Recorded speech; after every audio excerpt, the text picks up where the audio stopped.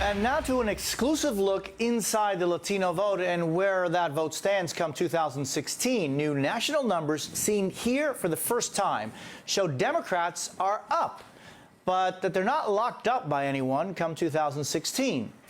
From some expected low numbers on the right to Hillary Clinton on the left, these new numbers show Latino voters are not locked up by anyone. Joining me now to break all of this down is Matt Barreto. He is the co-founder of Latino Decisions, the firm that conducted this new national poll commissioned by the group America's Voice. Matt, good to see you. Buenos dias, Jose. Buenos dias. Let's start with Hillary Clinton because this new poll really could be the biggest wake-up call for her. Break down the numbers. Yeah, absolutely. You know, what we did was we wanted to look at the two different ways that Hillary has been characterized on the immigration issue. On the one hand, she has been a very strong supporter of passing immigration reform with a path to citizenship. When we tell our respondents that she supported immigration reform, she can win 73% of the Latino vote, a very large number. However, and I think this is really, really shocking to a lot of folks, when we highlight some of the negative things that she has said on immigration reform. She opposed driver's licenses for undocumented immigrants. She said the Central American unaccompanied minors needed to be deported immediately. Her support goes down to only 48% against 48% opposition. So a very big fluctuation there in the Latino vote for Hillary Clinton, as high as 73, as low as 48. She has a lot of work to do to make sure her message is correct. 73% is huge. I mean, President Obama got 71% of the Latino vote last time around, didn't he? That's right. So she has an opportunity to perhaps eclipse that, but she needs to be careful on the immigration issue because she has made statements that lots of Latino voters are not comfortable with. And then, Matt, there's the wide field on the right, starting with Jeb Bush. How did he fare in context with his immigration statements? Well, Jeb has had also a checkered past. If you recall in his book, he said something like citizenship should not be rewarded to illegal immigrants. Then he later came out and corrected that and said now he does support a pathway to citizenship. We found him at about 32% support against 62% opposition. And so not hitting that 40% number that the Republicans really do need to hit 40% to be successul. His brother got 44% of the Latino vote to get his re-election underway. So is there anybody, for example, Rand Paul on the other side of immigration spectrum, but someone who is likelier to have an easier time in the primaries? Where did he stand, for example, with Latinos? Yeah, Rand Paul is a very interesting guy because he has said repeatedly, we need to fix the immigration system. But when it comes down to it, Rand Paul voted no on the immigration bill when it was before him in the U.S. Senate. So his actions have not been there on immigration. And we found Rand Paul very low, only 24% support for Rand Paul, not anywhere near the 40% number and far lower even than Jeb Bush could do with the Latino vote. He has a lot of work to do. Yeah, he'd get 71%, but of unlikelies. Hey, let's run through two other senators we're likely to see in 2016. Marco Rubio, he was for that immigration reform, that he was part of the bipartisan group of 8, but then I think he was against it. And then Ted Cruz, someone who has never been for it. Talk to me about Marco.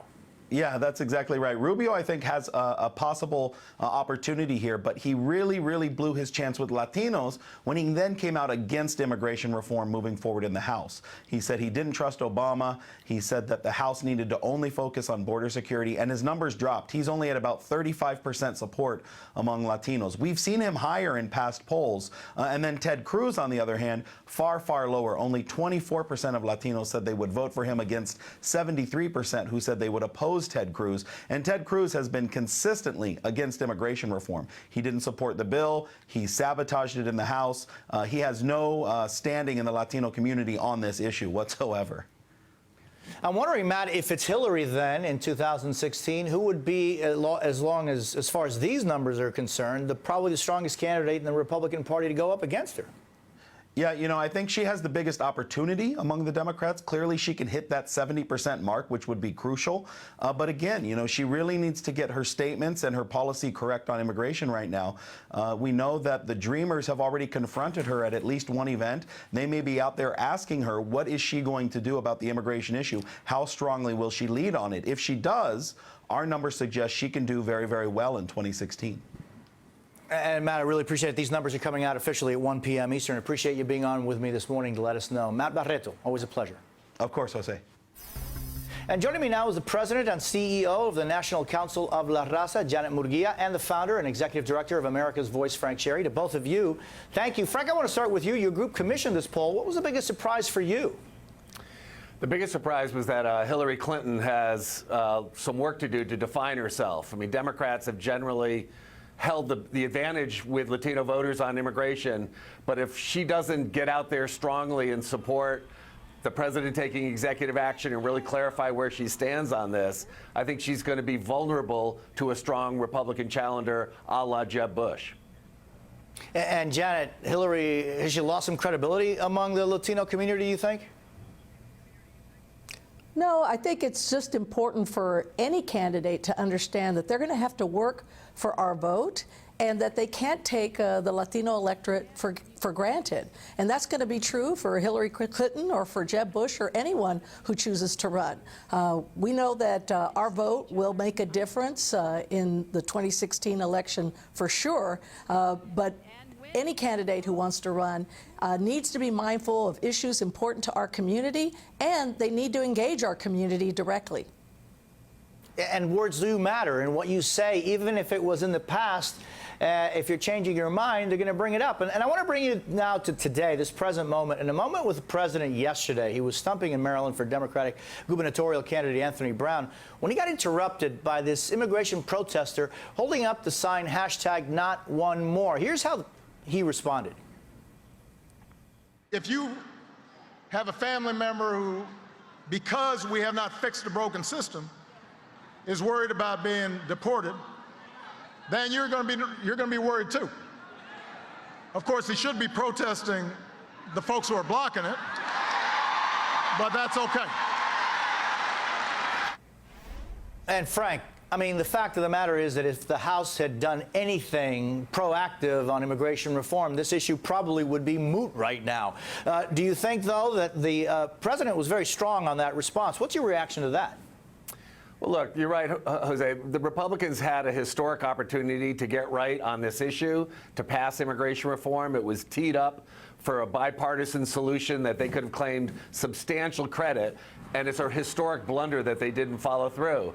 But the president did promise that he was going to take action in September and then broke that promise and delayed it until after the election. So there's a lot of anger and frustration that relief has been delayed because of politics. And I think that's what the protester was saying. And I think the president is saying with confidence that he's going to do it after the midterms. But there's still a certain question mark as to whether he's going to follow through, given that we've seen promises broken in the past.